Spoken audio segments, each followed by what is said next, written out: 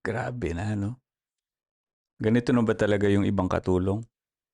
Sobrang init, hindi mabuksan yung pinto pero naisipan pang i-post imbes na ayusin. May caption pa na talagang hindi niya binuksan ano, mamatay daw sa init.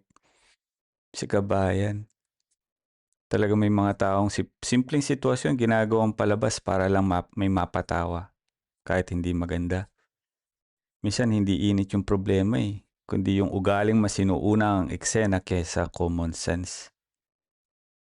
Kung alam mo may taong nasa labas at hindi mabuksan yung pinto, baka tulong ang kailangan.